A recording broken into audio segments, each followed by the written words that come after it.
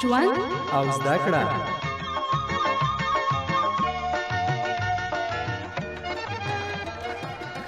په خاورو کې زر. درنو اوریدونکو او کمپیوټر ته سلامونه.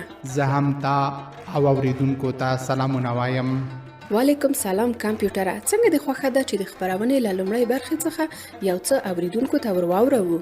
بالکل می خوښه ده.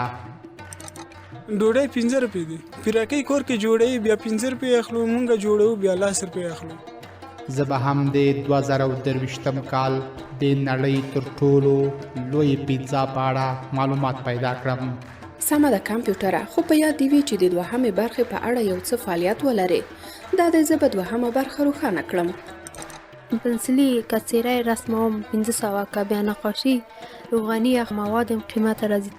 زه به هم د نړۍ په کچه د یوې داسې کوچنۍ نقاشۍ په اړه معلومات پیدا کړم. ښه خبره ده. درنه اوریدونکو، د خبرونې په پای کې د یو داسې ځوان کیسه لرو چې په ډیرو سختیو یې په کلي کې دکان جوړ کړی. دا چې په کاروبار کې بریالی دی او کنه، په مرکه کې به یې واورو.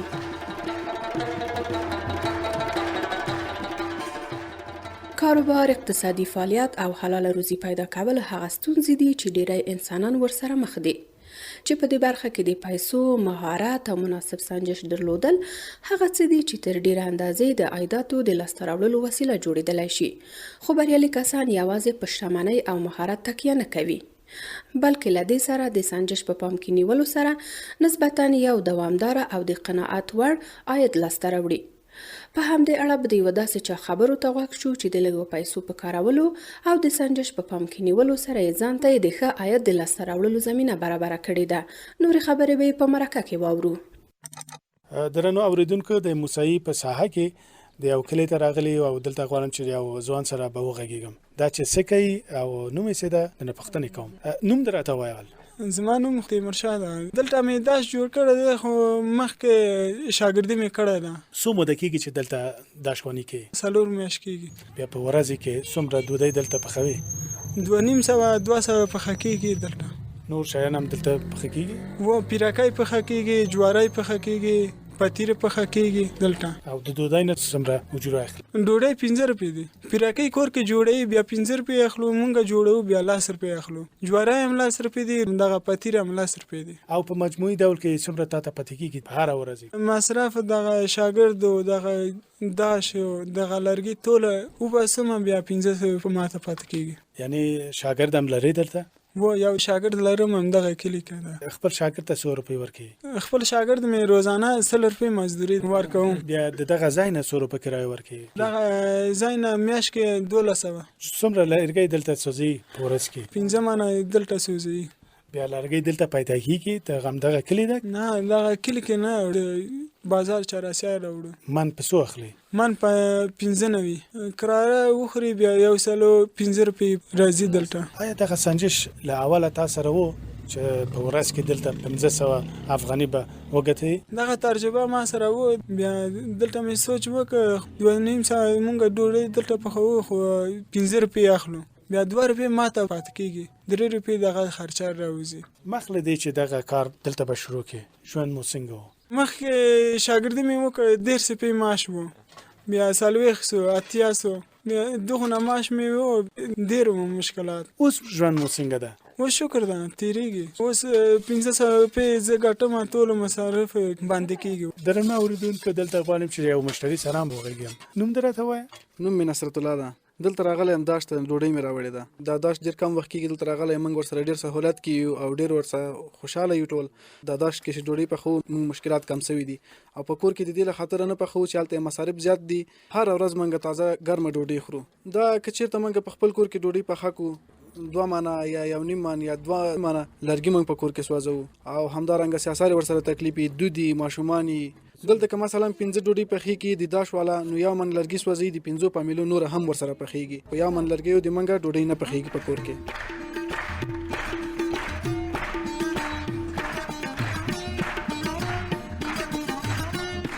کمپیوټر د هغه 2023 میلادي کال د نړۍ لوی پیزا په اړه د معلومات څنګه شول؟ د 2023م کال تر ټولو لوی پیزا 1296 متره مربع ده.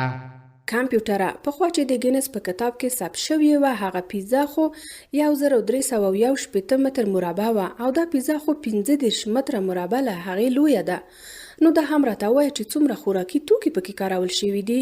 په دې کې له 6,000 کیلوګرامه زیات لامده اوړه او 2,200 ګرامو څخه زیات د رومي بانجانو ساس او له 4,000 کیلوګرامه زیات رومي بانجان او له 610 څخه زیاتې د ساسج ټوټې کارول شوي دي. نو دا دومره مواد کله څوک خوړلی شي کمپیوټره؟ دا پیزا په بېوزلو خلکو ویشل شوې ده. ډېر ښه معلوماتو کمپیوټره.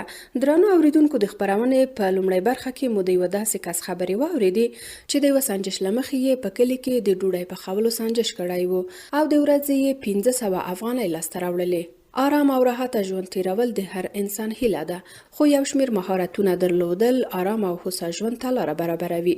زموږ همکار فرید احمد جویا د یوه داسې میرمنې سره مرکه کړې ده چې د نقاشۍ مهارت په کارولو سره یې ځان ته د عاید د لاسته راوړلو لارې برابرې کړې دي او د خپلې کورنۍ اقتصادي ستونزې یې تر یوه حده حل کړې دي.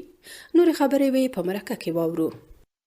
خپل ځان راته معرفي کړئ. زما نوم تهمینه، نقاشي هنر کې مهارت لرم. په ورقه کې کار کوو، نقاشي خپله په کانواس کې کار کوو، روغني رنګ نه استفاده کوو، برس نه استفاده کوو او کوم چې زړه کې دي هغه په ورقه کې یا په کانواس کې هغه بیانوي او رسموي. ولې تاسو دا حرفه یا شغل انتخاب کړل؟ ما د کوچنیوالي نه علاقه و نقاشي سره، بیا دندې هنرها پنځه مو ویلې چې هغې کې زما خپله رشته اندا نقاشي ده. کله چې فارغه شلم بیا درس ورکوم انستیتوت کې، تقریبا یو 15 کاله کېږي درس ورکوم. په څومره وخت کې تاسو دا مهارت د زده کړل؟ استعداد فرق کوي، داسې کسان هم شته چې 3 کالو کې او داسې کسان هم شته 4-5 کالو کې، خو اصلا دا په 2 کالو کې کافي، 2 کالو کې ښه زده کېږي نقاشي. په دغه جریان چې تاسو دا مهارت یا دا شغل مزده کړل څومره ستونزې سره مخ شوئ؟ ډېرې ستونزې وې، اقتصادي ستونزې وې، مشکلات د لارې، بعضې مشکلات خو ټول تیر شو، بیا ښه نتیجه یې ښه وه.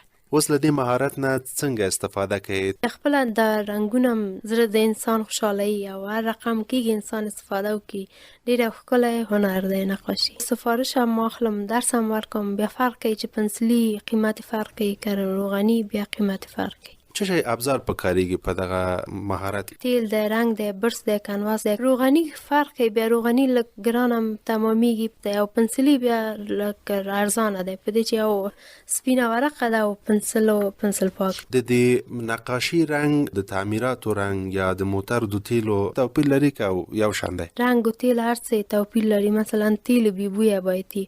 روغني رنګونه چې تابلو کې کاریږي هغه فرق کوي د کورو دیوال رنګ سره. تاسو ویل چې شاګردان هم لري، د تاسو شاګردان دا مهارت په څومره موده کې زده کوي؟ زموږ شاګردان استعداد فرق کوي. هغه چې ډېر ښه استعداد لري هغه بیخي 1 کال کې زده کوي. بیا څوک چې داسې متوسط یا 2 کال، او څوک چې لږ ذره ضعیف وي هغه بیا عین خبره 4-5 کالو ته رسي. په دې چې دا یو هنر دی. بیا د خپل شاګردان څخه څومره فیس اخلي؟ زموږ خو دولتي انستیتوت دی، زموږ ته معاش راکوي، هماغه نو موږ 1000 روپۍ. تاسو ویل چې د نقاشي سفارشونه مخلي، په میاشت کې څومره سفارش اخلي او بیا څومره پیسې اخلي هر سفارش نه؟ پنسلي کڅیره رسموم 1500، که بیا نقاشي روغني اخو لږ قیمته مواد هم قیمته راځي، تایم هم ډېر مصرفېږي په یو تابلو په یو میاشت کې. نقاشي نه نو 4000-5000 مشکل کاري، هغې نه زیات په یو میاشت کې 3-4 سفارش اخلم چې څه پنسلي او څه هغه روغني. څرنګه مشتریان پیدا کوي؟ بعضې د شاګردانو کورنۍ دي چې هغې د غواړي چې څېره رسم شي یا کوم منظره رسم شي، بیا ډېرې شاګردان سفارش ورکوي یا د هغې دوستان یا کورنۍ سفارش ورکوي. د یو تابلو نه چې تاسو 3000 افغانۍ اخلي که نه، بیا څو روپۍ تاسو ته پاتې کېږي؟ څومره مصرف کوي باندې؟ که 3000 واخلو خو شاید 1.5 موږ ته پاتې شي. بیا فرق کوي، بعض تابلوګانې 2000 قیمت لري، بعضې 10,000، بیا بعضې 15,000. نظر په ما کیفیت دی چې فرق کوي قیمت. خلک څه شی ډېر فرمایش ورکوي؟ خلک ډېرې د مناسبتي ورځې چې دي، د سالګرې ورځې یا کوم بعضې نامزاداران راځي خپل نامزاد عکس نقاشي کوي. د تاسو دغه ماهواره عایدات د دې نقاشي له لارې نه دغه اوسط که ووایې څومره کېږي؟ او ساته ماش مې ما د فرمایش ټول سره 15,000 کېږي. دا ډېر ښه هنر دی. داسې وخت هم شوی کوم تابلو چې کار کړي ما ته به تر څو معاش مې راځي میاشت مکمل کېږي ما ته به 3,000 4,000 ما فرمایش نه غوښتي. یعنې زما لاس به چاته اوږد نه و دې چې ما خپل مشکل خپله حلوی شو. تاسو ویل چې شاګردان هم لرې، رسمي کار هم لرې او په کور کې هم نقاشي کوي. بیا د کور کارونه څنګه تنظیموي؟ دا ټول سره توسیماقات لرم چې کور کارو کې مثلا نیسم او خپل درس خپل وظیفې ته هم رسیدګي کوم. دغه پیسې چیرته مصرف کوي؟ زه غواړم ځان نورم پیشرفت کوم خپل اندازه نقاشي کې یا کمپیوټر انګلیسي کې کورسو کې ځان کورنۍ ته هم یا څه هم نیسم چې کورنۍ پیسې مې هلته هم کورنۍ ته هم ورکړم. او بعض وخت لږ ذره خیر لاس هم لرم یو څو نفر سره باید کومک وکړم یا څه چې د لاس راځي. مخکې له دې چې دا مهارت زده کړئ که نه ژوند مو څنګه و له اقتصادي اړخ نه؟ ما چې سابق وظیفه نه درلوده او دا هنر مې زده نه و مشکلات و په دې چې کولی مې نه شو چې ضرورت لرم هغه واخلم یا خپل درسو ته یا کورس فیس مې هم نه شو کولی چې زه کورس ته لاړ شم انګلیسي یا کمپیوټر کورس. خو اوس ډېر ښه دی ماشاءالله. خپل مشکلات مې حلوی شم د هنر سره او کولی شم یا څه نور سره هم کومک وکړم. خپل آثار په نندارتون کې هم ایښودلي دي تر اوسه څنګه؟ په نندارتون کې مو زه خپله 25 نقاشي تابلوګانې لرم چې یو اثر مې یو نندارتون کې 3 شو، بل 5 شو، بل بیا 6 شو، بل بیا 2 شو. داسې درجې میموري او سرتیفیکیټ هم درلوده، نقدي پیسې هم درلوده.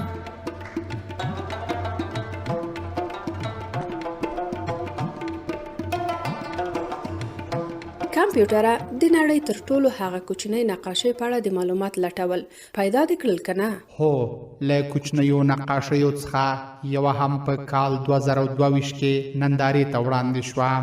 دا نقاشي چیرته او د چا لخوا شوې ده؟ دا نقاشي یو مراکشي نقاش کړې ده چې د وریجو له دانو ده او دای هم عکس دی. دا خو د بیت الله شریف عکس دی چې د ګوتې د نیم نوک په اندازه ده. خو څومره واضح ښکاري کمپیوټره. دا هم راته وایه چې آیا لومړی ځل دی چې د وریجې په دانه دا نقاشي شوې ده؟ نه، له دې وړاندې یو تایواني کس هم د وریجې په دانه نقاشي کړې وه. مننه کمپیوټره. درنو اوریدونکو اوس د کیسې وار رسیدلی دی، په ګډه به یې واورو. نوم مې فضل ربی ده، د کابل ولایت موسهي ولسوالۍ اوسېدونکی یم اصلي. اوس په قلعه جنان کې زندگی کوم. کله به کور کې برانه و، کله به کچالو نه و، کله به چای نه و، کله به یو شی کله بل شی نه و. 1 روپۍ نه ورسېد دې جب کې لاس به دې هغه جب کې به لاس کې 1 روپۍ به نه وځي به دې مغزو به اوچت کې بل رقم ته هغه ورځ خو بالکل هغه موږ ته راځي او مغزي او رقم ته هغه بس خدای بس خلاص ورګه کړل هغه موږ هغه ورځ بس ځوانو ما کار مې وکړ، مزدوري مې وکړه چې بیا هغه مزدوري نه مې پیسې راواخیستې. دلته مې دوکان جوړ کړ، موږ له 15,000 شروع کړی الحمدلله. اوس دغه د 2.5 لکه شاید 3 لکه د سرمایه مې دي. موږ اول هم د کټ کې دوکان اچولی، الله دغې نه موږ ته دغه غټ دوکان جوړ کړ. دغه نه اوس الحمدلله د ډېرو شی خدای چښتن کړي یاستو، یعنې شاید سیدي کې 3 لک رتی اوس الحمدلله. اوس شکر دوکان ښه چلیږي، 200-300 روپیا ته پاتې کېږي د ورځې. خپل زندګي م جوړه ده پکې او الله نه ډېر راضي یاست. خدای دې نور هم راته ښه کړي. بېروزګاري ورکه سوه بس.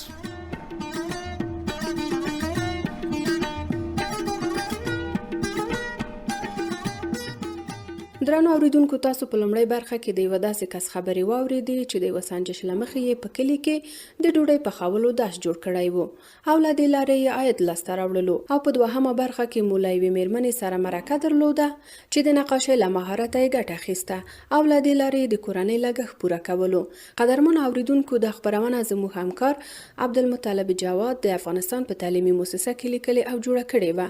که غواړئ چې دا نورې تعلیمي خپرونې په انټرنیټ کې هم ولولئ او هم یې واورئ، ته جلا ټکایف ته ورشئ. او که د خپرونې په اړه کوم نظر یا وړاندیز لرئ او غواړئ خپلې اقتصادي کامیابې تجربې مو له نورو سره شریکې شي، نو په دې شمېره موږ ته زنګ ووهئ 0 240 150 01. تر بیا مو علامات شه. ښاد او آباد اوسئ.